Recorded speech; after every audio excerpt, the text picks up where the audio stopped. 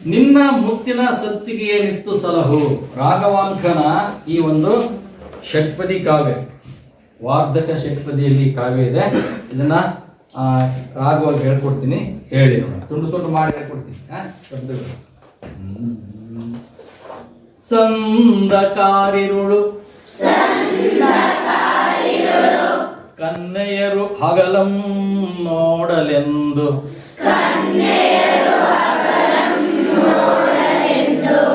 ಬಂದರೋ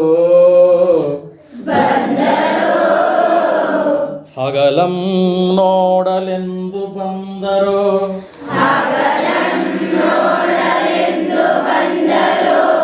ಸುರಾಸುರರ ಬುಧಿಯಂ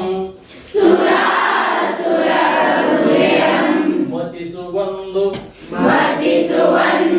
ಹೊಸ ವಿಷದ ಹೊಗೆ ಹೊಯ್ದು ಕಗ್ಗನೆ ಕಂದಿ ಜಲದೇವಿಯರು ಮನದಲ್ಲಿ ನೊಂದು ಮಾನಿಸರಾದರು ಕಮಲಜಂ ನೀಲದಿಂದ ಮಾಡಿದ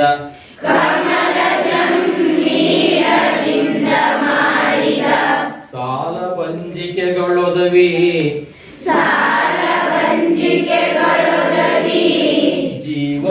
ಜೀವಂದಳಿದವು ಎನಿಪ್ಪಂದರಿಂ ಬಂದರಂಗನೆಯ ರವನೀಶ ನೆಡೆಗೆ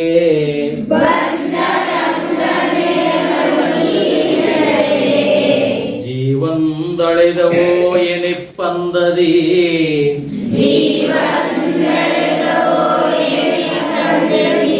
ಬಂದರಂಗನೆಯ ರವನೀಶ ನೆಡೆಗೆ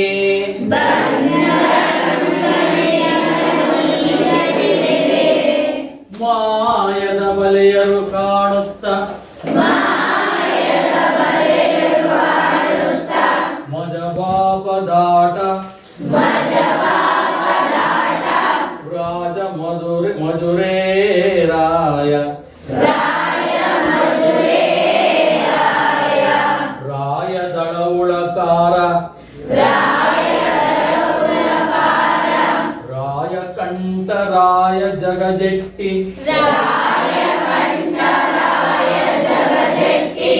ರಾಯ ದಲ್ಲಣ ರಾಯ ಕೋಲಾಹಳ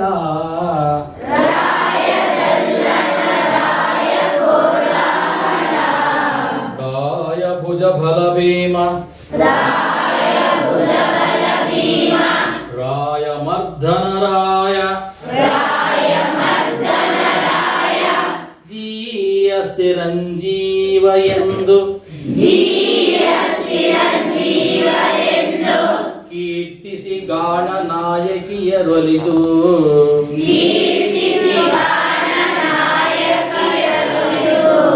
ದಂಡಿಗೆ ಬಿಡಿದು ಕೊಡಮಟ್ಟು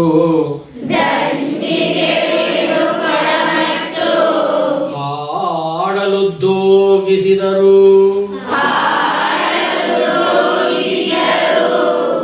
ಎಕ್ಕಲವ ಬಳಿ ಬಿಡಿದು ಸುತ್ತಿದಾಸರನು ಮುನಿ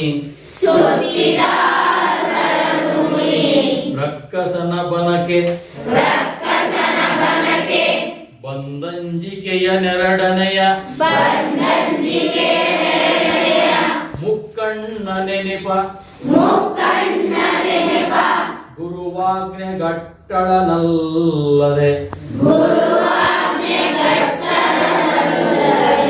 ಕನಸ ಕಂಡ ಭಯವ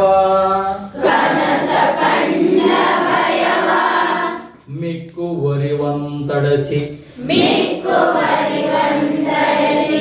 ಕವಿವ ಗತಿಗಳ ಸೊಗಸ ನಕ್ಕಿಸದೆ ಸಮಯೋಚಿತದ ಪಸಾಯಕ್ಕೆ ಮನ ಉಕ್ಕಿ ಸರ್ವಾಂಬರಣಮಂ ಗಾಣ ಗಾಣಿಯರಿಗಿತ್ತನು ಹರಿಶ್ಚಂದ್ರನು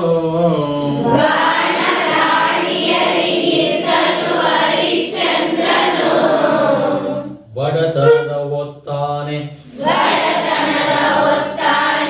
ದೊರಕಿ ಫಲವೇನು ನೀರಡೆಸಿದ್ದ ಹೊತ್ತಾಜ್ಯ ದೊರಕಿ ಫಲವೇನು ರುಜ ಎಡೆಸಿ ಕೆಡೆದಿಹ ಹೊತ್ತು ರುಜ ಎಡೆಸಿ ಕೆಡೆದಿಹ ಹೊತ್ತು ದೊರೆಕೊಂಡಲ್ಲಿ ಫಲವೇನು ಸಾವ ಹೊತ್ತು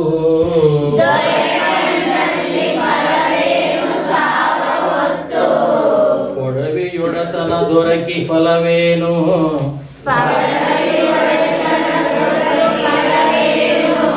ಕಡು ಬಿಸಿಲು ಹೊಡೆದು ಬೆಂಡಾಗಿ ಬೀಳ್ವೆಮೆಗೆ ನೀನೊಲಿದು ಮಣಿ ಮಣಿದೊಡಿಗೆಗಳನಿತ್ತು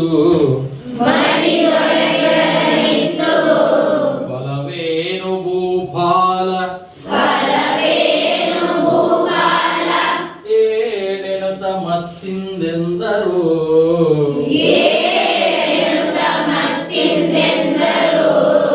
ಭೂಪಾಲ ಹೇಳೆನುತ ಮತ್ತಿಂದೆಂದರು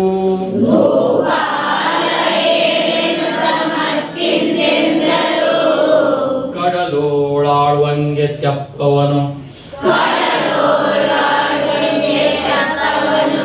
ದಾರಿದ್ರಂಗೆ ಕಡವರವನತಿ ರೋಗಿಗಮೃತಮಂ ಕೊಟ್ಟಡೆ ಅವರಡಿಗಡಿಗದಾವ ಹರುಷುವನೈದು ತಿಪ್ಪರವರಂ ಪೊಲ್ವರಿ ಪೊತ್ತಿನ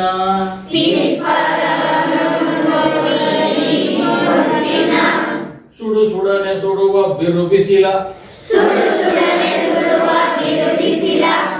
ಸೆಕೆಯುಸಿರ ಬಿಸಿ ಹೊಡೆದು ದೂರಿ ಹತ್ತಿ ಬಾಯ್ ಬತ್ತಿಡಗೆ ಸುತ್ತಿ ಸಾವಡಿಸುತ್ತಿದೆ ನಿನ್ನ ಮುತ್ತಿನ ಸತ್ತಿಗೆಯನಿತ್ತು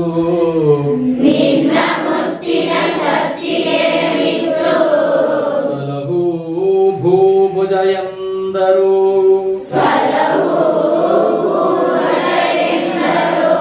ಇನ್ನೊಂದ್ಸರಿ ಆ ಸುಡು ಸುಡನೆ ಸುಡು ಸುಡನೆ ಸುಡುವ ಬಿರು ಬಿಸಿಲ ಸೆಕೆಯುಸಿರ ಬಿಸಿ ಒಡೆದು ಉರಿ ಹತ್ತಿ ಬಾಯ್ ಬತ್ತಿ ಡಗೆ ಸುತ್ತಿ ದಾಡಲಿಸುತ್ತಿದೆ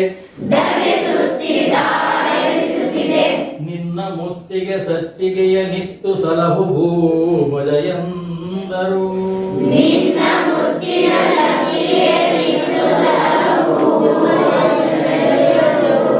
ರವಿ ಕುಲದ ಪೀಳಿಗೆಯೊಳಗೆದ ರಾಯರ್ಗೆ ಪಟ್ಟವ ಕಟ್ಟು ಒಂದಿಂದಿಲ್ಲ ಅಡಲು ಸುತನ ಸಲ್ಲದವನಿಯಳು ಯುದ್ಧ ರಂಗದೊಳಿದಂ ಕಂಡ ಹಗೆಗಳು ನಿಲ್ಲರಿದರ ಕೆಳಗೆ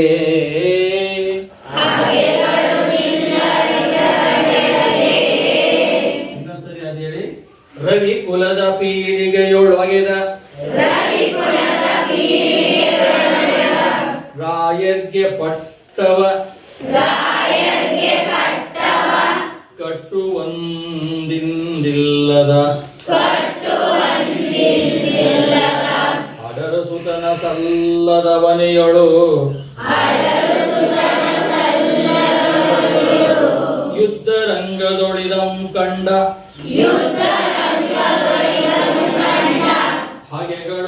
ನಿಲ್ಲರಿದರ ಕೆಳಗೆ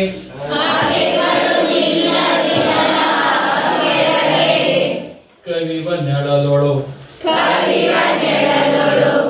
ಆವ ನಿರ್ಧನ ತಂಗೆ ಕವಿವ ನೆಳಲೊಳಗಾವ ನಿರ್ಧನ ತಂಗೆ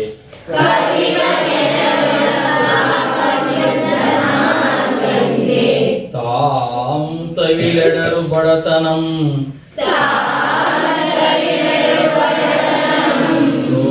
ರೋಗವಪಕೀರ್ತಿ ಪರಿಭವ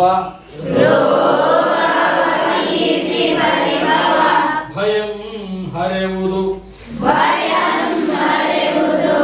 ಈ ಅದನರಿದರಿದು ಹರೆವುದಂ ಅದನರಿದು ಅರಿದು ಸತ್ತಿಗೆಯ ಕೊಡಬಹುದೇ ಹೇಳೆಂದನು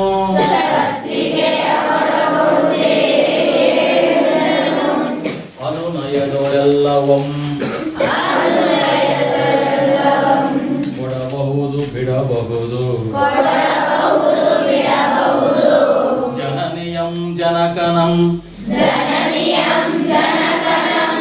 ನಲ್ಲಳಂ ದೈವವಂ ಮನವಾರೆ ನಂಬಿ ನಚ್ಚಿದ್ದ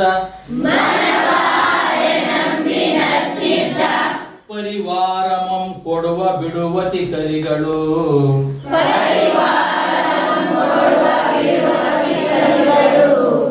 ಜನರೊಳಗೆ ಜನಿಸರೆಂದೆನಲು ನೀನೀಗ ಪೇಳ್ದ ನಿತೆಯೊಳು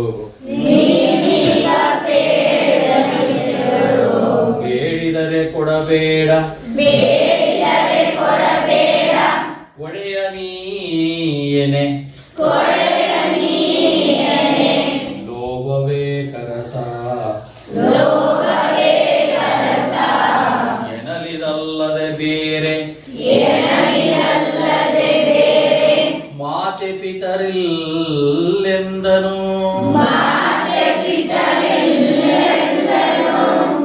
ಲೋಗರಿಗೆ ಕೊಡಬಾರದಾಗಿ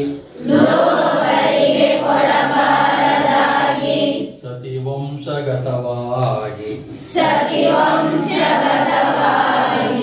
ಬಂದುದರಿಂದ ತಂದೆ ಪಟ್ಟವ ಕಟ್ಟುವ ಹಗಲರ್ಚಿಸಿ ಕೊಂಬುದಾಗಿ ದೈವಂ ನೆಳಲ ತಂಪನೊಸೆದೀವುದಾಗಿ ಸಾಗಿಸುವ ತಾಯ್ ಧುರದೋಳ್ ಅರಿಗಳಂ ನಡುಗಿಸುವ ಉದಾಗಿ ಚತುರಂಗ ಬಲವೆನಿಸಿತಿ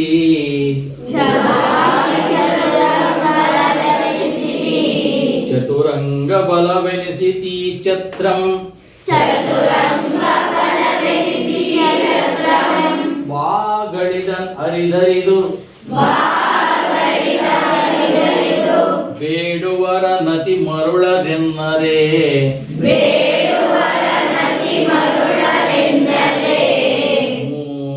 ಜಗದಳು ಬೇಡುವರ ನತಿ ಮರುಳರೆನ್ನರೆ ಮೂ ಜಗದಳು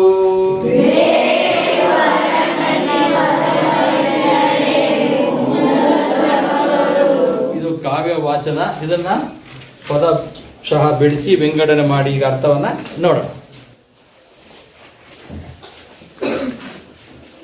ಪಾಸ್ ಮಾಡು. ಸರಿ, ಈಗ ಮುತ್ತಿನ ಸತ್ತಿಗೆ ನಿತ್ತು ಸಲಹು ರಾಘವಾಂಕನ ಈ ಕಾವ್ಯದ ಹಿಂದುಗಡೆ ಒಂದು ಕತೆ ಇದೆ. ಆ ಪೂರ್ವ ಕತೆ ಏನು ಅನ್ನೋದನ್ನೀಗ ತಿಳ್ಕೊಳ್ಳೋಣ. ಒಮ್ಮೆ ದೇವಸಭೆ ನಡೆದಿದ್ದಾಗ ಇಂದ್ರನು ಭೂಲೋಕದಲ್ಲಿ ಸತ್ಯವಂತ ಅರಸ ಯಾರು ಎಂದು ವಸಿಷ್ಠರಲ್ಲಿ ವಿಚಾರಿಸಿದ. ಯಾರಲ್ಲಿ ವಿಚಾರಿಸಿದ್ರು? ಯಾರು ವಿಚಾರಿಸಿದ್ರು? ದೇವೇಂದ್ರ ಸ್ವರ್ಗಾಧಿಪತಿ ಅಲ್ಲಿ ಕೂತ್ಕೊಂಡಿದ್ದ ಸಭೆ ಓಲಗ ನಡೆದಿತ್ತು. ಏನ್ರಪ್ಪ, ಈ ಇಡೀ ಭೂಲೋಕದವ್ರು, ದೇವಲೋಕದವ್ರು, ಭೂಲೋಕದಲ್ಲಿ ಕೆಳಗೆ ನೋಡ್ಬಿಟ್ಟು ಆ ಭೂಲೋಕದಲ್ಲಿ ಯಾರು ಭಾರಿ ಸತ್ಯವಂತ ಯಾರು ಅಂತ ಕೇಳಿದಾಗ ವಸಿಷ್ಠರು ಎದ್ದು, ಮಹಾಸ್ವಾಮಿ ದೇವೇಂದ್ರ, ಅಲ್ಲಿ ಭೂಲೋಕದಲ್ಲಿ ಒಬ್ಬ ರಾಜ ಇದ್ದಾನೆ, ಹರಿಶ್ಚಂದ್ರ ಅಂತ. ಅವನು ನಿಜವಾಗ್ಲೂ ಸತ್ಯವನ್ನೇ ನುಡಿಯುತ್ತಾನೆ ಅಂತ. ಅವನು ಅಯೋಧ್ಯವನ್ನು ಆಳುತ್ತಿರುವ ಹರಿಶ್ಚಂದ್ರನ ಹೆಸರನ್ನು ಹೇಳಿ ಆತನ ಸತ್ಯನಿಷ್ಠೆಯನ್ನು ವಿವರಿಸಿದ. ವಸಿಷ್ಠ ಹೇಳಿದ್ದನ್ನೆಲ್ಲ ವಿರೋಧಿಸುವ ಸ್ವಭಾವದವನಾದ ವಿಶ್ವಾಮಿತ್ರ ಅದನ್ನು ಅಲ್ಲಗಳೆದ. ಯಾರು ಅಲ್ಲಗಳೆದವರು? ಸಾಲದ್ದಕ್ಕೆ ಹರಿಶ್ಚಂದ್ರನ ಬಾಯಿಂದ ಸುಳ್ಳು ಹೇಳಿಸಿಯೇ ಸಿದ್ಧ ಎಂದು ಕೊಂತ ಒಡ್ಡಿದ. ಯಾವಾಗಲೂ ವಸಿಷ್ಠನು ವಿರೋಧಿಯವನು ವಿಶ್ವಾಮಿತ್ರ. ಅವನು ಹೌದು ಅಂದ್ರೆ ಅವನಲ್ಲ, ಅವನಲ್ಲ ಅಂದ್ರೆ ಹೌದು, ಹೌದು ಅಲ್ಲದದ್ದು ಹೌದು ಮಾಡ್ತದ್ದು, ಹೌದು ಅಲ್ಲ ಮಾಡ್ತದ್ದು ಅಂತ ಒಬ್ಬ ಬಹಳ ಕೋಪಿಷ್ಟ, ಮಾತ್ರ ಬಹಳ ಬಲಿಷ್ಠ ವ್ಯಕ್ತಿ. ಅವನು ಹೇಳ್ತಾನೆ, ಇಲ್ಲ ವಾದ ಮಾಡ್ತಾರೆ, ಹಾಗಾದ್ರೆ ಅವನನ್ನು ನಾನು ಸುಳ್ಳುಗಾರ, ಸತ್ಯವಂತ ಅಲ್ಲ ಅನ್ನೋದನ್ನ ತೋರಿಸ್ತೀನಿ ಅಂದ್ಬಿಟ್ಟು ಶಪಥ ಮಾಡಿಬಿಟ್ರು. ಹರಿಶ್ಚಂದ್ರ ಲೋಕ ಕಲ್ಯಾಣಾರ್ಥವಾಗಿ ತನ್ನ ಅರಮನೆಯಲ್ಲಿ ನಡೆಸುತ್ತಿದ್ದ ಬಹುಸುವರ್ಣ ಯಾಗಶಾಲೆಗೆ ವೇಷ ಮರೆಸಿಕೊಂಡು ಬಂದು ಬಹುದೊಡ್ಡ ದಾನವನ್ನು ಕೇಳಿ ಕೊಡಲಾಗದ ಒಂದು ಸ್ಥಿತಿಗೆ ಆತನನ್ನು ತಂದೊಡ್ಡಿ ಸತ್ಯವ್ರತಕ್ಕೆ ಭಂಗ ತರಬೇಕು ಎಂದು ವಿಶ್ವಾಮಿತ್ರನು ಯೋಚಿಸಿದ. ಅಲ್ಲಿ ಹರಿಶ್ಚಂದ್ರ ಲೋಕ ಕಲ್ಯಾಣಕ್ಕೋಸ್ಕರ ಯಾಗವನ್ನು ಮಾಡ್ತಿದ್ದ. ಅದರ ಹೆಸರೇನು? ಸುವರ್ಣ ಯಾಗ. ಆ ಯಾಗ ಮಾಡುವಂತಹ ಸುವರ್ಣ ಯೋಗ ಶಾಲೆಗೆ ಬಂದ. ಅಲ್ಲಿ ಬಂದು ಇವನಿಗೆ ಏನಾದರೂ ದೊಡ್ಡದು ಒಂದು ಬೇಡಿಕೆ ಇಟ್ಟು ಇವನು ಕೊಡದಂಗೆ ಮಾಡಿ ಸುಳ್ಳುಗಾರನ್ ಮಾಡಬೇಕು ಅಂತೇಳಿ ಬಂದ. ಯಾರು? ವಿಶ್ವಾಮಿತ್ರ ಬಂದ. ಆದರೆ ಹರಿಶ್ಚಂದ್ರ ಆತ ಕೇಳಿದಷ್ಟೆಲ್ಲವನ್ನು ಭಯ ಭಕ್ತಿಯಿಂದ ನೀಡಿ ಸೈ ಎನಿಸಿಕೊಂಡ. ಆದ್ರೆ ಆತ ಏನ್ ಹೇಳ್ತಾನೋ ವಿಶ್ವಾಮಿತ್ರ ಕೇಳ್ತಾನೋ ಅದೆಲ್ಲವನ್ನು ಭಯದಿಂದ ಭಕ್ತಿಯಿಂದ ಕೊಟ್ಬಿಟ್ಟು ಮುಕ್ತಿ ಕಂಡ. ಸೈ ಅಪ್ಪ ಅನ್ಸ್ಕೊಂಡ. ಬೇಸ್ ಇಡೀ ಜನ ಹರಿಶ್ಚಂದ್ರನ ಎಲ್ಲ ಪ್ರಜೆಗಳು ಹರಿಶ್ಚಂದ್ರ ಮಹಾರಾಜ್ ಕಿ ಜೈ ಅಂದ್ಬಿಟ್ರು. ಸತ್ಯನಿಷ್ಠ, ನುಡಿದಂತೆ ನಡೆಯುವ ರಾಜ ಅಂದ್ಬಿಟ್ಟು ಅವನ್ನ ಹೊಗಳ್ಬಿಟ್ರು. ಇವನಿಗೆ ಇನ್ನೊಂದಿಷ್ಟು ಉರಿ ಬಿದ್ದುಬಿಡ್ತು. ಹೀಗೆ ಮೊದಲ ಪ್ರಯತ್ನದಲ್ಲೇ ಎಡವಿದ ವಿಶ್ವಾಮಿತ್ರ ಹೇಗಾದರೂ ಮಾಡಿ ಆತನನ್ನು ಮಣಿಸಲೇಬೇಕೆಂದುಕೊಂಡು ಇನ್ನೊಂದು ತಂತ್ರವನ್ನು ಹೂಡಿದ. ಮೊದಲನೇ ಪ್ರಯೋಗ ಏನಾಯ್ತು? ವಿಫಲ ಆಯ್ತು. ಆ ತಕ್ಷಣ ಇನ್ನೊಂದು ಮಾಡಬೇಕು, ಏನಾದ್ರೂ ಮಾಡಿ ಸದೆ ಬಡಿಬೇಕು, ಸುಳ್ಳುಗಾರ ಮಾಡಬೇಕು ಅಂತ ಯೋಚನೆ, ಒಂದು ವ್ಯೂಹ ಮಾಡಿ ಬೇಟೆಯ ನಗರದಲ್ಲಿ ಹರಿಶ್ಚಂದ್ರನನ್ನು ಕಾಡಿನಲ್ಲಿ ಅಲೆದಾಡಿಸಿ ಕಾಡಬೇಕೆಂದು ಯೋಚಿಸಿದ. ಬೇಟೆ ಆಡ್ಲಿಕ್ಕೆ ಶುರು ಮಾಡಬೇಕನ್ನ, ಬೇಟೆ ಆಲದ ಸಾಯಬೇಕು ಹರಿಶ್ಚಂದ್ರ, ಹಂಗೆ ಮಾಡಬೇಕು ಅಂತ ಒಂದು ಯೋಜನೆ ಮಾಡಿಕೊಂಡ. ವಿವಿಧ ಮೃಗ ಪಕ್ಷಿಗಳನ್ನ ಸೃಷ್ಟಿಸಿ ನಾಡಿನ ಬೆಳೆಗಳನ್ನು ಕೆಡಿಸುವಂತೆ ಮಾಡಿದರೆ ರೈತಾಪಿ ಜನರು ರಾಜನಿಗೆ ಮೊರೆ ಇಡುತ್ತಾರೆ. ಆಗ ಹರಿಶ್ಚಂದ್ರ ಬೇಟೆಗೆಂದು ಕಾಡಿಗೆ ಬಂದೇ ಬರುತ್ತಾನೆ ಎಂದು ನಿಶ್ಚಯಿಸಿದ ವಿಶ್ವಾಮಿತ್ರ ಕೂಡಲೇ ಕಾರ್ಯಪ್ರವೃತ್ತನಾದ. ಆತನ ತಪಪ್ರಭಾವದಿಂದ ಕಣ್ಮುಚ್ಚಿ ತೆರೆಯುವುದರೊಳಗೆ ನಾನಾ ವಿಧವಾದ ಪ್ರಾಣಿ ಪಕ್ಷಿಗಳನ್ನ ಹುಟ್ಟಿಕೊಂಡು ನಾಡಿನ ಕೃಷಿ ಭೂಮಿಗೆ ಲಗ್ಗೆ ಇಟ್ಟವು. ಇದರಿಂದಾಗಿ ಎಲ್ಲೆಲ್ಲೂ ಹಾಹಾಕಾರವಿದ್ದಿತು. ರೈತರೆಲ್ಲರೂ ಅರಮನೆಗೆ ಬಂದು ತಮ್ಮ ದೊರೆಯ ಮುಂದೆ ಗೋಳಿಟ್ಟರು. ನಾಡಿನ ಅನ್ನದಾತರ ಮೊರೆಯನ್ನು ತಾಳ್ಮೆಯಿಂದ ಆಲಿಸಿದ ಹರಿಶ್ಚಂದ್ರನು ತನ್ನ ಹೆಂಡತಿ, ಮಗ ಹಾಗೂ ಪರಿವಾರದೊಂದಿಗೆ ಬೇಟೆಗೆ ಹೊರಡಲು ನಿರ್ಧರಿಸಿದನು. ಕಾಡು ದಾರಿಯಲ್ಲಿ ಸಿಗುವ ವಸಿಷ್ಠಾಶ್ರಮಕ್ಕೆ ಭೇಟಿ ನೀಡಿ ಗುರುಗಳ ಆಶೀರ್ವಾದ ಪಡೆದ. ಅವರಿಂದ, ಅಯ್ಯ, ನಿನ್ನ ಕುಲಾಚಾರಕ್ಕೆ ಧಕ್ಕೆಯಾಗದಂತೆ ನಡೆದುಕೋ, ಸತ್ಯನಿಷ್ಠೆಯನ್ನು ಉಳಿಸಿಕೋ, ಮುಂದೆ ದಾರಿಯಲ್ಲಿ ಸಿಗುವ ವಿಶ್ವಾಮಿತ್ರನ ಆಶ್ರಮ ಪ್ರದೇಶಕ್ಕೆ ತಪ್ಪಿಯೂ ಕಾಲಿರಿಸಬೇಡ ಎಂಬ ಎಚ್ಚರಿಕೆಯ ಸೂಚನೆಯನ್ನೂ ಪಡೆದು ಪರಿವಾರದೊಂದಿಗೆ ಬೇಟೆಗೆ ಹೊರಟ. ಬೇಟೆಯನ್ನು ಹಾಡುತ್ತಾ ಅವನಿಗೆ ಅರಿವಿಲ್ಲದಂತೆ ವಿಶ್ವಾಮಿತ್ರನ ತಪೋವನವನ್ನು ಪ್ರವೇಶಿಸಿದನು. ಆಗ ವಿಶ್ವಾಮಿತ್ರನು ಹರಿಶ್ಚಂದ್ರನನ್ನು ಪರೀಕ್ಷಿಸಲು ತನ್ನ ಕೋಪದಿಂದ ಗಾನರಾಣಿಯರನ್ನು ಸೃಷ್ಟಿಸಿ ಸರ್ವ ಬುದ್ಧಿಗಳನ್ನು ಬಳಸಿ ಅವನನ್ನು ಮರಳು ಮಾಡುತ್ತೀರಿ ಎಂದು ಹೇಳಿ ಹರಿಶ್ಚಂದ್ರನ ಬಳಿಗೆ ಕಳುಹಿಸಿದ. ಮುಂದೇನಾಯಿತು ಎಂಬುದನ್ನು ಇಲ್ಲಿ ಆಯ್ಕೆ ಮಾಡಿದ ಪದ್ಯಗಳು ತಿಳಿಸ್ತವೆ. ಒಂದನೇ ಪರೀಕ್ಷೆಯಲ್ಲಿ ವಿಫಲ ಆದ, ಎರಡನೇ ತಂತ್ರ ವ್ಯೂಹವನ್ನು ಮಾಡಿದ. ಏನು ಅಂದರೆ ಅಲ್ಲಿ ಸಾಕಷ್ಟು ಕಾಡು ಪ್ರಾಣಿಗಳನ್ನು, ಪಕ್ಷಿಗಳನ್ನು ತನ್ನ ಮಂತ್ರಶಕ್ತಿಯಿಂದ ಸೃಷ್ಟಿಸಿ ಅವೆಲ್ಲವೂ ರೈತರು ಬೆಳೆದಂಥ ಬೆಳೆ ಮೇಲೆ ನಾಶ ಮಾಡಲಿಕ್ಕೆ ಹೋಗ್ಬೇಕು. ಅವಾಗ ಆ ರೈತರೆಲ್ಲ ರಕ್ಷಿಸು ಅಂತ ಹೇಳ್ಬಿಟ್ಟು ರಾಜನ ಹತ್ರ ಹೋಗ್ಬೇಕು. ಅವಾಗ ಅವನು ಬರಬೇಕು, ಬೇಟೆ ಆಡ್ಲಿಕ್ಕೆ ಬರಬೇಕು. ಏನು ಬೇಟೆ ಆಡಿದ್ರು ಬೇಟೆ ಸಿಗಂಗಿಲ್ಲ. ಹಂಗೆ ಕಾಡು ಅಲಿಸ್ಬೇಕು ಅಂತ ಯೋಜನೆ ಹಾಕೊಂಡು ಉಯ್ ಅಂತ ಅವ್ನು ಹೇಳ್ದಂಗೆ ಆಯ್ತಿಲ್ಲ. ಬಂದು ಅಯ್ಯೋ ಸ್ವಾಮಿ ಸ್ವಾಮಿ ಎಲ್ಲ ಕಾಡಿಗೆ ಮುತ್ತಿಟ್ಬಿಟ್ಟಿದ್ದಾವೆ, ಎಲ್ಲ ಗಿಡ ಮರ ಪಕ್ಷಿಗಳನ್ನೆಲ್ಲ ತಿಂತಾ ಇದ್ದಾವೆ, ಪ್ರಾಣಿಗಳು ಪಕ್ಷಿಗಳು. ತಕ್ಷಣ ಹೆಂಡತಿ ಕರೆದ, ಮಗನೂ ಕರೆದು ಹೊರಡ್ರು, ಎಲ್ಲರೂ ಹೊರಡ್ಬೇಕು, ನಮ್ಮ ರಾಜ್ಯವನ್ನು ರಕ್ಷಿಸಬೇಕು, ಪ್ರಜೆಗಳನ್ನು ರಕ್ಷಿಸಬೇಕು ಅಂದ್ರು ಪರಿವಾರ ಸಮೇತನಾಗಿ ಹೊರಟ ಹೋಗ್ಬೇಕಾದ್ರೆ ಆಶ್ರಮದಲ್ಲಿ ಯಾವ ಆಶ್ರಮಕ್ಕೆ ಹೋದ? ವಶಿಷ್ಠ ಆಶ್ರಮಕ್ಕೆ ಹೋದ. ಅಲ್ಲಿ ಸ್ವಾಮಿ ನಾನು ಹಿಂಗೆ ಹೋಗ್ತಾ ಇದ್ದೇನೆ ಬೇಟೆ ಆಡ್ಲಿಕ್ಕೆ, ನಮ್ಮ ಆಶೀರ್ವಾದ ಬೇಕು ಸ್ವಾಮಿ ಅಂತ. ವಶಿಷ್ಠರು ಒಂದು 3 ಮಾತು ಹೇಳಿದ್ರು. ಯಾವ ಹೇಳಿದ್ರು? ಮೊದಲನೇದೇನು?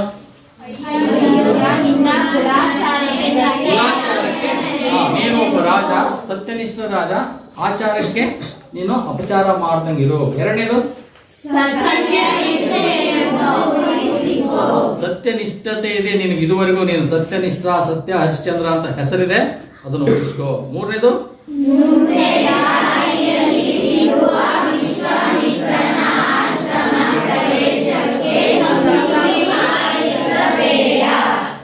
ತಪ್ಪಿನ ಮುಂದೆ ವಿಶ್ವಾಮಿತ್ರನ ಆಶ್ರಮ ಸಿಗುತ್ತೆ. ಮಹಾ ಕೋಪಿಷ್ಠ ಅವನು. ತಪ್ಪಿನೂ ಕೂಡ ಆ ಆಶ್ರಮದಾಗ ಹೆಜ್ಜೆ ಇಡಬೇಡ, ಕೆಡಕಾಯಿ ಬಿಡುತ್ತೆ ಅಂದ. ಆಯ್ತು ಮಹಾಸ್ವಾಮಿ, ತಮ್ಮ ಅಪ್ಪಣೆ ಅಂತ ಹೇಳ್ಬಿಟ್ಟು ಅವನು ಪರಿವಾರ ಸಮೇತ ಆ ಬೇಟೆ ಆಡಕ್ಕಿಂತ ಕಾಡೊಳಗೆ ನುಗ್ತಾನೆ. ಅವಾಗ ಎಲ್ಲಿ ಹೋದ್ರೂ ಕೂಡ ಆ ಪ್ರಾಣಿಗಳು ಒಂದು ಬೇಟೆ ಆಗದೇ ಇಲ್ಲ. ಸುಸ್ತಾಗ್ಬಿಡ್ತಾನೆ, ತಿರುಗಿ ಅವನ ಕಡೆ ಆಗ್ಬಿಡ್ತಾನೆ. ಎಲ್ಲ ದಿಕ್ಕಾಪಾಲ ಆಗಿಬಿಡ್ತಾನೆ, ಒಬ್ಬಂಟಿ ಆಗಿಬಿಡ್ತಾನೆ. ಅವಾಗ ಸುಸ್ತಾಗಿಬಿಡುತ್ತೆ. ಎಲ್ಲ ಹೋಗಿ ಕುತ್ಕೊಂಡು ದಾಹ ಆಗಿರುತ್ತೆ, ಕುತ್ಕೊಂಡು ನಿಹಾರ ಮಾಡ್ಕೋಬೇಕಾದ್ರೆ ಇವನು ತನ್ನ ತಪಸ್ಫಲದಿಂದ ಗಾನರಾಣಿಯರು, ನೃತ್ಯಗಾರ್ತಿಯರನ್ನು ಸೃಷ್ಟಿಸಿ ಅವನನ್ನ ಮೋಹಿಸ್ರಿ, ಅವನನ್ನು ದಿಕ್ತೆಪ್ಪಿಸ್ರಿ, ನಾನು ರಾಜ ಅನ್ನೋದನ್ನು ಮರೆತು ಅಸಭ್ಯವಾಗಿ ವರ್ತಿಸ್ಬೇಕು. ಅವನು ನಿಮ್ಮ ಜೊತೆಗೆ ಅವನನ್ನ ಸತ್ಯನಿಷ್ಠ ಅಲ್ಲ, ಅವನು ಪ್ರತಿವ್ರತ ಶಿರೋಮಣಿ ಅಲ್ಲ, ಅವನನ್ನು ಮಾಡಿ ಅವನನ್ನ ಸತ್ಯ ಭ್ರಷ್ಟನನ್ನಾಗಿ ಮಾಡಬೇಕು ಅಂತೇಳಿ ಒಂದಿಷ್ಟು ಜನ ಆ ಗಾನ ರಾಣಿಯರನ್ನ, ನೃತ್ಯಗಾರ್ತಿಯರನ್ನ ಕಳಿಸಿದ. ಅವರು ಅವನನ್ನ ಒಂದು ರೀತಿ ಬಲಿ ಹಾಕೊಳ್ಳೋದಕ್ಕೆ ಒಂದು ರೀತಿ ಅವನ ಮೇಲೆ ಮೋಹಿತರಾಗಿ ಅವನ ಸುತ್ತ ನೃತ್ಯವನ್ನು ಮಾಡ್ತಾ ಅವನನ್ನು ದಾರಿ ತಪ್ಪಿಸ್ಲಿಕ್ಕೆ ನೋಡ್ತಾ ಹೋಗ್ತಾರೆ. ಅವರು ಹೇಗೆ ಮಾಡ್ತಾರೆ, ಅವನೇನು ಮಾಡ್ತಾನೆ, ಕೊನೆಗೆ ಏನಾಗುತ್ತೆ ಅನ್ನೋದನ್ನು ಈ ಪದ್ಯಗಳಲ್ಲಿ ಈ ರಾಘವಂಕ ಬರೆದಿದ್ದಾನೆ. ಅವನ್ನ ನಾವೀಗ ನೋಡೋಣ. ಈ ಕಾವ್ಯದ ಆಶಯ ಏನು? ರಾಘವಂಕ ಬರೆದಂಥ ಈ ಹರಿಶ್ಚಂದ್ರ ಕಾವ್ಯ, ಅದರಲ್ಲಿ ಈ ಒಂದು ಪದ್ಯ ಮುತ್ತಿಗೆಯ ಸತ್ತಿಗೆ ನಿಂತು ಸಲಹು ಅನ್ನೋ ಪದ್ಯದಲ್ಲಿ ಇದನ್ನು ಯಾಕೆ ಬರೆದ ಕಾವ್ಯ ಯಾರು ರಾಘವಂಕ, ಆ ಒಂದೇ ಭಾಗವನ್ನು ನಿಮಗೆ ಯಾಕೆ ಇಟ್ಟರು? ಆ ಕಾವ್ಯದ ಆಶಯ ಏನು? ಯಾವುದೇ ಕಾವ್ಯವನ್ನು ಓದಿದಾಗ ನಮಗೆ ಲಾಭ ಆಗಬೇಕು. ಲಾಭ ಅಂದರೆ ಹಣದ ಲಾಭನ ಗುಣದ ಲಾಭ ಅಲ್ವಾ? ನಮಗೇನಾದರೂ ಜೀವನಕ್ಕೆ ಒಂದು ಒಳ್ಳೆಯ ಮಾರ್ಗ, ಒಂದು ಸತ್ಯ ಅನ್ನೋದು ನಮಗೆ ದೊರಕಬೇಕು. ಮಕ್ಕಳಾದ ನಿಮಗೆ ಈಗಲೇ ಸತ್ಯ ಹರಿಶ್ಚಂದ್ರ ಎಂಥವನು ಅವನಲ್ಲಿ ಇರಬೇಕು. ನಾವು ಯಾವುದೇ ಇದಕ್ಕೆ ಆಮಿಷಕ್ಕೆ ಬಲಿಯಾಗಬಾರ್ದು ಅನ್ನೋದನ್ನ ಈ ಕಾವ್ಯದಲ್ಲಿ ಇಟ್ಟಿದ್ದಾರೆ. ಏನು ಅನ್ನೋದು ಹರಿಶ್ಚಂದ್ರ ಕಾವ್ಯದಲ್ಲಿ ಸತ್ಯ ಪರಿಪಾಲನೆಯ ಪರಾಕಾಷ್ಠೆಯನ್ನ ಕಾಣುತ್ತೇವೆ. ಹರಿಶ್ಚಂದ್ರ ಕಾವ್ಯದಲ್ಲಿ ಸತ್ಯ ಪರಿಪಾಲನೆಯ ಪರಾಕಾಷ್ಠೆ, ಎಂಥ ಕಾಲ ಬಂದ್ರು, ಸಾಯೋ ಕಾಲ ಬಂದ್ರು ಕೂಡ ಅವನು ಸತ್ಯವನ್ನ ಬಿಡಲ್ಲ, ಸಾವನ್ನ ಅಪ್ಕೊಳ್ತಾನೆ ಹೊರತು ಸತ್ಯವನ್ನ ಬಿಡಲ್ಲ. ಹರನೆಂಬುದೇ ಸತ್ಯ, ಸತ್ಯವೆಂಬುದೇ ಹರನ. ಏನ್ ಹೇಳಿ?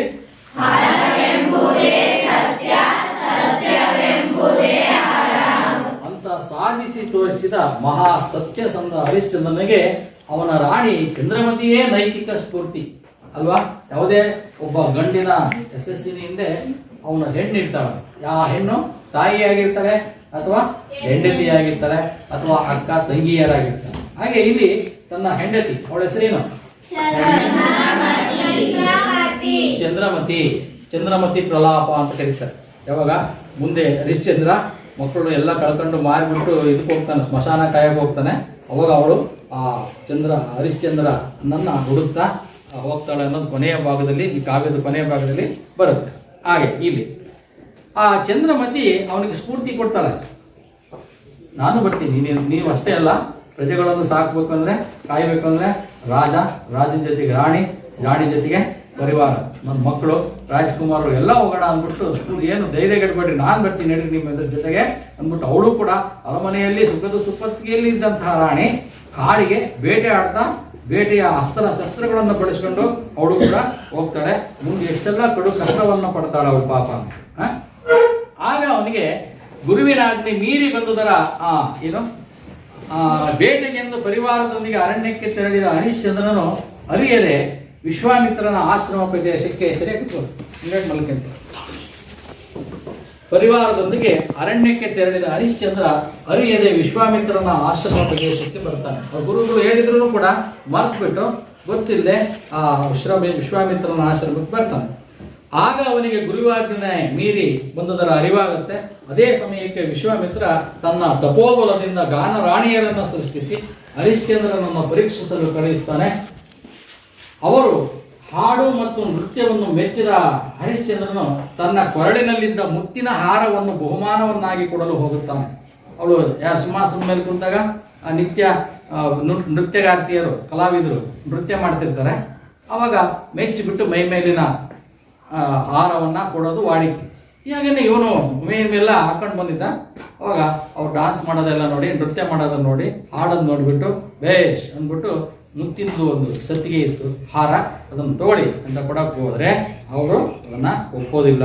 ಅವ್ರು ಬಂದಿರೋ ಉದ್ದೇಶನೇ ಬೇರೆ. ಅವರು ಸಾಮಾನ್ಯ ಹೆಣ್ಮಕ್ಳಲ್ಲ, ದೇವತೆಗಳು ಸೃಷ್ಟಿಸಿರುವಂತಹ ದೇವತೆಗಳು ಋಷಿ ಇದರಿಂದ ಬಂದವರಾಗಿರ್ತಾರೆ. ನಿನ್ನ ತಿರಸ್ಕರಿಸ್ತಾರೆ.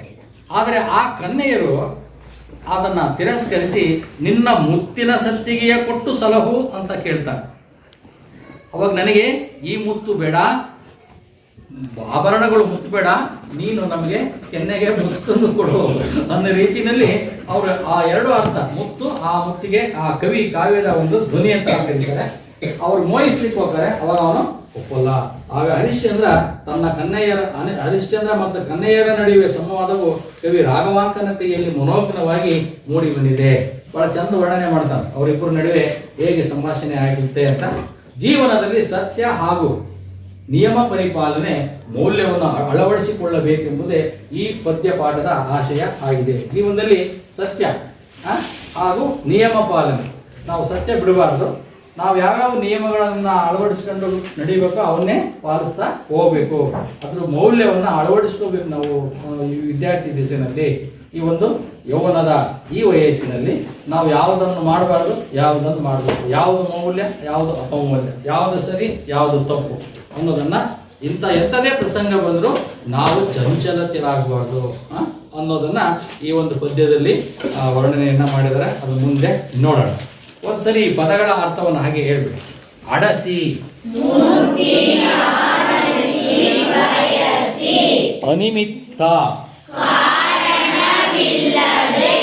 ಅವನಿ, ಭೂಮಿ ಮತ್ತೇನೇನು ಕರೀತಾರೆ? ತಿರೆ ಅಲ್ವಾ? ಗುಡ್. ಅಸರ್, ಅಸಡ್, ಅಸರ್, ಆಸರೆ, ಆಸರ್, ಎಕ್ಕಲ, ಕಡವರ, ಡಗೆ, ಡಗೆ ಅಂದ್ರೆ ಪರಿಭವ, ಕೊಂಡಾಟದ, ಮಜ, ರುಜೆ, ಸಾಲಬಂದಿಕೆಗಳ್,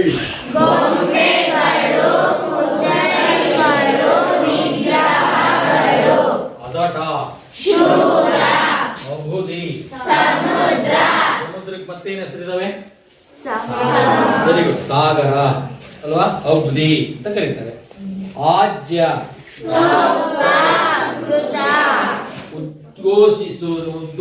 ಉದ್ಯೋಗಿಸಿದರು, ಸೇದು ಧುರ ಕಸಾಯ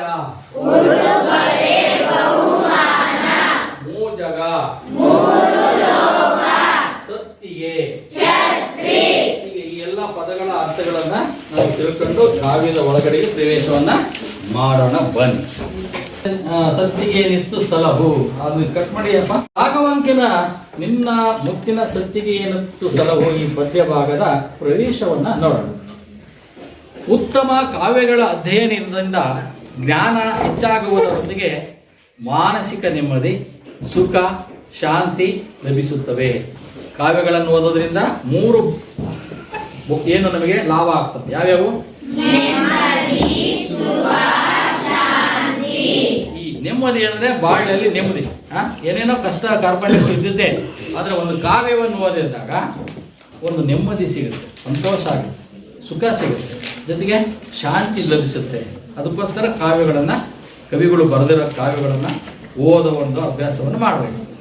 ಅದರಿಂದ ಮಹೋನ್ನತ ಸಂಸ್ಕೃತಿಯ ಪರಿಚಯವಾಗಿ ಮನಸ್ಸು ಸಂಸ್ಕಾರಗೊಂಡು ಗೌರವಯುತ ಬದುಕನ್ನು ನಡೆಸಲು ಸಾಧ್ಯವಾಗುತ್ತೆ. ಇದರಿಂದ ಏನು ಲಾಭಪ್ಪ ಅಂದರೆ ಮಹೋನ್ನತವಾದ ಸಂಸ್ಕೃತಿ, ಮಹಾಪ್ಲಸ್ ಉನ್ನತ, ಮಹೋನ್ನತವಾದ ಆ ಉನ್ನತವಾದ ಸಂಸ್ಕೃತಿಯನ್ನು ನಾವು ಅರ್ಥ ಮಾಡ್ಕೊಳ್ಳೋಕೆ ಬರುತ್ತೆ.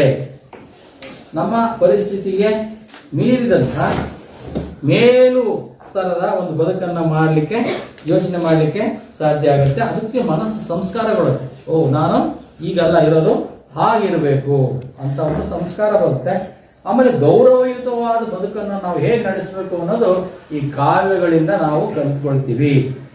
ಹಾಗೆಯೇ ನಾಡಿನ ಪ್ರಕೃತಿ ಸೊಬಗು, ಪ್ರಾಕೃತಿಕ ಸೊಬಗು, ಸಂಸ್ಕೃತಿಯ ತನ್ಮಯತೆ, ಚಾರಿತ್ರಿಕ ಅಭಿಮಾನ ಇತ್ಯಾದಿ ಮೌಲಿಕ ಅಂಶಗಳ ಅರಿವು ಅಗತ್ಯ ಅಷ್ಟೇ ಅಲ್ಲದೆ ಅನಿವಾರ್ಯ ಕೂಡ. ಈ ಸ್ವಯಂ ವೈಯಕ್ತಿಕ ನೆಮ್ಮದಿ, ಸುಖ, ಶಾಂತಿ ಕಾವ್ಯ ಓದಿದ್ದು ಬರುತ್ತೆ. ಅದ್ರ ಜೊತೆಗೆ ಪ್ರಾಕೃತಿಕ ಸೊಬಗು, ನಮ್ಮ ನಾಡಿನ ಪ್ರಕೃತಿ ಹೇಗಿದೆ, ಆ ಪ್ರಾಕೃತಿಕ ಸೊಬಗು ಹೇಗಿದೆ ಅನ್ನೋದನ್ನು ತಿಳ್ಕೊಳ್ಳೋದು, ಜೊತೆಗೆ ಸಂಸ್ಕೃತಿಯ ತನ್ಮಯತೆ, ಎಂಥ ಸಂಸ್ಕೃತಿ, ಸುಸಂಸ್ಕೃತಿ, ಸತ್ಯಸಂಧರು ಹೇಗಿದ್ದಾರೆ, ಮಹಾನ್ ಭಾವರು ಹೇಗೆ ಬದುಕಿದ್ರು, ಅವ್ರು ಹೆಂಗೆ ಶ್ರೇಷ್ಠರಾದರು, ಆ ರೀತಿಯ ಒಂದು ತನ್ಮಯತೆಯನ್ನು, ಸಂಸ್ಕೃತಿಯ ತನ್ಮಯತೆಯನ್ನು ರೂಢಿಸುತ್ತೆ.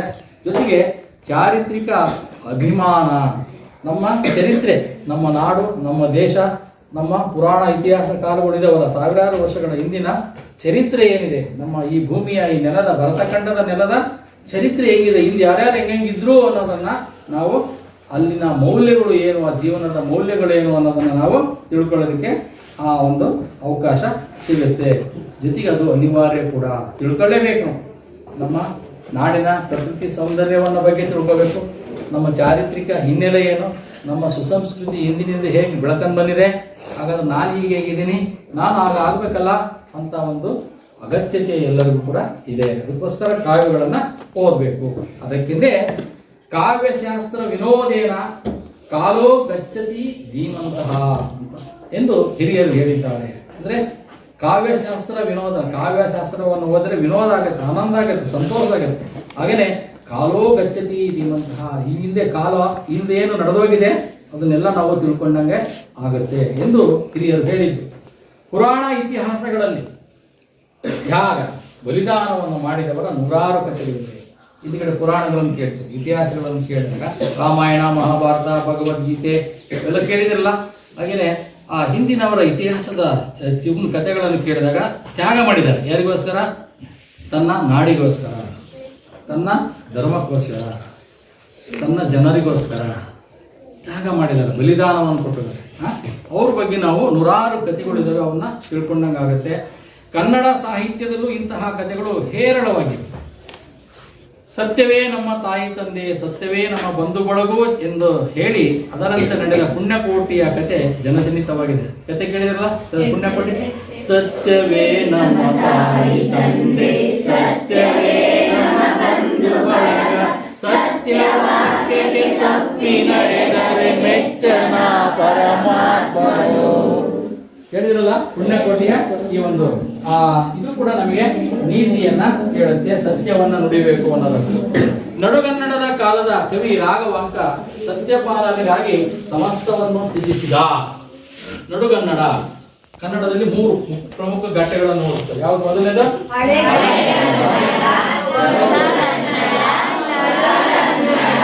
ಕನ್ನ, ಪಂಪ, ಜನ್ನ ಅವರೆಲ್ಲ ಬರ್ದೈತಲ್ಲ ಅದೆಲ್ಲ ಹಳೆಗನ್ನಡ. ಈಗ ಆ ನಂತರ 14 ಅಥವಾ 12ನೇ ಶತಮಾನ ನಂತರ ಬರೀತಾರಲ್ಲ ಅದೆಲ್ಲ ನಡುಗನ್ನಡ. ಕುಮಾರವ್ಯಾಸ, ರಾಘವಾಂಕ ಇವರೆಲ್ಲ ಬರೀತಾರಲ್ಲ ಇವೆಲ್ಲ ನಡುಗನ್ನಡ. ಇನ್ನು ಹೊಸಗನ್ನಡ ಸುಮಾರು 18ನೇ ಇಸ್ವಿಯ ನಂತರ ಬಂದಂಥದ್ದನ್ನ ನಾವು ಹೊಸಗನ್ನಡ ಅಂತ ಹೇಳಿ ಕರೆಯೋದು ರೂಢಿ ಇಟ್ಕೊಂಡಿದ್ದೀವಿ. ಹೀಗೆ ಈ ನಡುಗನ್ನಡದಲ್ಲಿ ಕವಿಯಾದಂತಹ ರಾಘವಾಂಕ ಸತ್ಯಪಾಲನೆಗಾಗಿ ಸಮಸ್ತವನ್ನು ತ್ಯಜಿಸಿದ. ಯಾವುದಕ್ಕೋಸ್ಕರ ಸಮಸ್ತ ತ್ಯಜಿಸಿದ್ದವನು?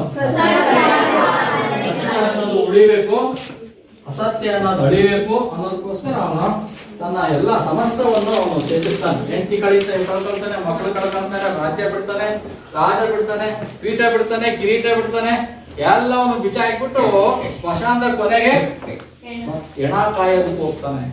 ಎಲ್ಲದನ್ನು ತ್ಯಜಿಸ್ಬಿಡ್ತಾನೆ. ಸತ್ಯ ಮಾತ್ರ ಅವನು ಬಿಡೋದೇ ಇಲ್ಲ. ಹೀಗೆ ಹರಿಶ್ಚಂದ್ರನ ಭವ್ಯ ಕಥೆಯನ್ನು ಆಧರಿಸಿ ರೋಚಕ ಕಾವ್ಯವನ್ನು ರಚಿಸಿ ಧನ್ಯನಾಗಿದ್ದಾನೆ. ಯಾರು? ರಾಘವಾಂಕನ ಈ ಒಂದು ಹರಿಶ್ಚಂದ್ರ ಕಾವ್ಯವನ್ನ ಈ ಮುಂದಿನ ನೋಡೋಣ. ಪದಶಃ ಅರ್ಥ ಏನು, ಪದಗಳ ವಿಂಗಡಣೆ ಮಾಡ್ತಾ ಮಾಡ್ತಾ ಇದರ ಸಾರವನ್ನು ತಿಳ್ಕೊಳ್ಳೋಣ. ಈ ಕಾವ್ಯ ಅಂದ್ರೆ ಹೆಂಗೆ ಅಂದ್ರೆ ಒಂದು ಹಲಸಿನ ಮರ ಇದ್ದಂಗೆ, ಮಹಾಕಾವ್ಯ ದೊಡ್ಡ ಹಲಸಿನ ಮರ. ಅದು ನಿಮ್ಗೆ ನೋಡ್ಕೊಂತ ಕುಂತ ಕಥಾ ಏಡಿಗಳು ಬರೀ ನೋಡ್ಕೊಂತ ಬಾಯಾಗ ನೀರು ಸುರಿಸ್ಕೊಂತ ಕೂತ್ಕೊಂತ. ಆದರೆ ಧೈರ್ಯ ಇದ್ದಾನ ಅದನ್ನ ಹತ್ತುತ್ತಾನೆ. ಹತ್ತಬೇಕಾದ್ರೆ ಮೈಯೆಲ್ಲ ಪರಚುತ್ತೆ, ಆದರೂ ಅವನು ಕೇರ್ ಮಾಡಲ್ಲ. ಹತ್ಬಿಟ್ಟು ದೊಡ್ಡ ದೊಡ್ಡ ಗಾಯಗಳು ಇರ್ತಾವೆ, ಬೀಳ್ತಾನೆ. ಎತ್ತಾಕ್ಬಿಟ್ಟು ಹೊಡ್ಕೊಂಡು ಹೋಗ್ಬಿಡುತ್ತೆ. ಇಲ್ಲ, ನಿಧಾನಕ್ಕೆ ಇಳಿಸಿ ಕೆಳಗೆ ಇಳಿದು ಅದನ್ನು ಕೊಯ್ತಾನೆ.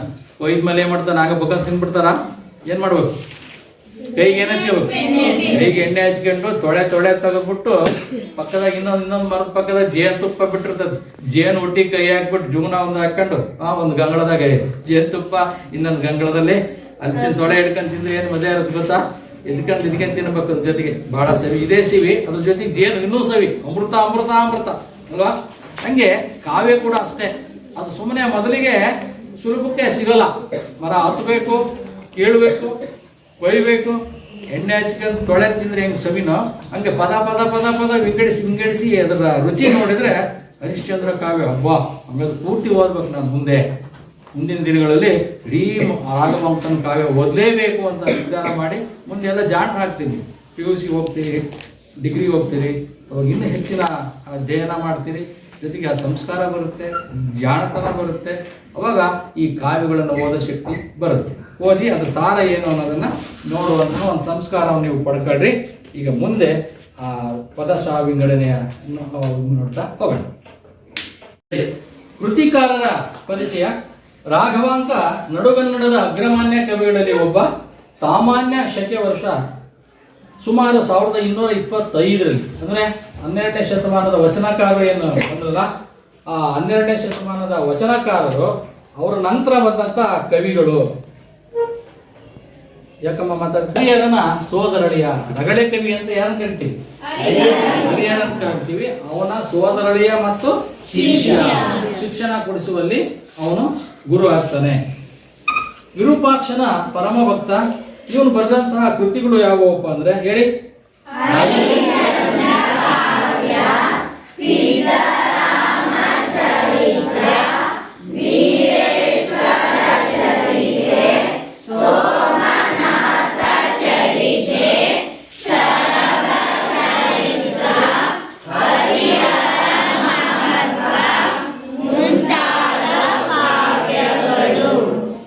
ಷಟ್ಪದಿಯಲ್ಲಿ ಬರೀತಾರೆ.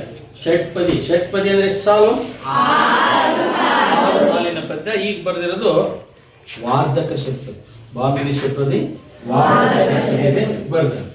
ಉಭಯ ಕವಿ, ಕಮಲ ರವಿ, ಕವಿಶರವ ಭೇರುಂಡ, ಷಟ್ಪದಿ ಬ್ರಹ್ಮ, ಇವು ಅವನ ಅಭಿಧಾನಗಳು. ಅವನಿಗಿದ್ದಂತ ಅಭಿಧಾನಗಳು ಯಾವ್ಯಾವು?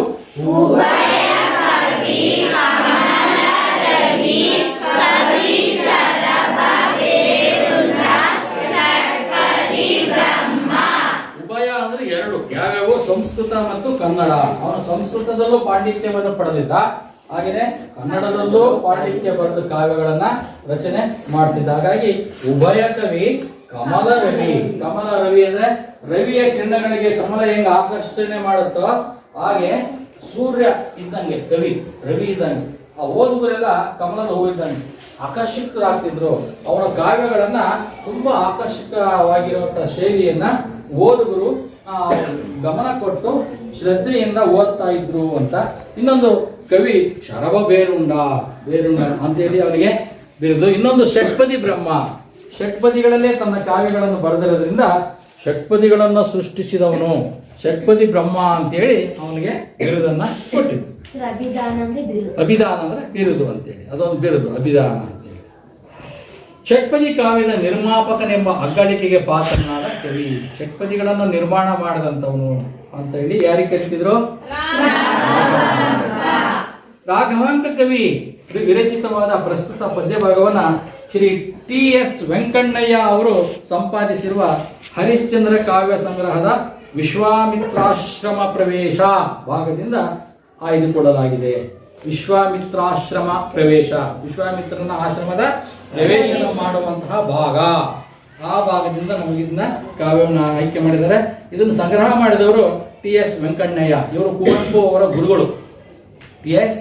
ವೆಂಕಣ್ಣಯ್ಯ ಅವರು ಈ ಹರಿಶ್ಚಂದ್ರ ಕಾವ್ಯವನ್ನ ಆ ಕಾಡೋಲೆಗಳಲ್ಲಿ ಇದ್ದಂಥದ್ದನ್ನ ಬರೆದು ಸಂಗ್ರಹ ಮಾಡಿ ಪುಸ್ತಕದ ರೀತಿಯಲ್ಲಿ ಪ್ರಕಟ ಮಾಡಿದ್ದಾರೆ.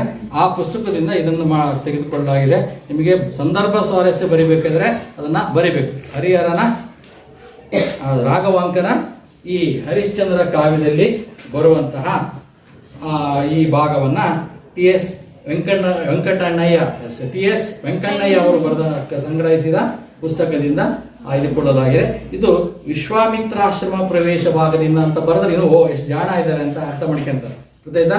ಅದನ್ನು ಬಳಸಬೇಕು. ಇಂಥ ಪದಗಳನ್ನು ಬಳಸಿದ್ರೆ ನೀವು ಹೆಚ್ಚು ಅಂಕಗಳನ್ನು ಕೊಡ್ತಾರೆ. 2-3 ವಾಕ್ಯ ಮಾಡಬೇಕಾದ್ರೆ ಅಥವಾ ಸಂದರ್ಭ ಸ್ವಾರಸ್ಯ ಬರಿಬೇಕಾದ್ರೆ ಈ ರೀತಿ ವಿಶ್ವಾಮಿತ್ರಾಶ್ರಮ ಪ್ರವೇಶ ಭಾಗದಿಂದ ರಾಘವಾಂಕನ ಹರಿಶ್ಚಂದ್ರ ಕಾವ್ಯದಿಂದ ಟಿ.ಎಸ್. ವೆಂಕಟಣ್ಣಯ್ಯ ಅವರು ಸಂಗ್ರಹಿಸಿದ ಪುಸ್ತಕದಿಂದ ಆಯ್ದುಕೊಳ್ಳಲಾಗಿದೆ ಅಂತ ಬರೆದ್ರಿ ಅಂದ್ರೆ ಪೂರ್ಣ ಅಂಕಗಳನ್ನು ನಿಮಗೆ ಕೊಡ್ತಾರೆ. ಜೊತೆಗೆ ನೀವು ತಿಳ್ಕೊಂಡಿರ್ಬೇಕು ಇದನ್ನು ಬರೆದವ್ರು ಯಾರು, ಯಾವ ಭಾಷೆಯಲ್ಲಿ ಬರೆದ್ರು, ವೆಂಕಟಣ್ಣಯ್ಯ ಸಂಗ್ರಹಿಸಿದ್ರು, ಇವನ್ನೆಲ್ಲ ನೀವು ಜೀವನದಲ್ಲಿ ಮರಿದಾಗೆ ಇರಬೇಕು. ಇದು ಕವಿ ಪರಿಚಯ. ಇನ್ನು ಆ ಕಾವ್ಯ ಭಾಗವನ್ನು ನೋಡೋಣ.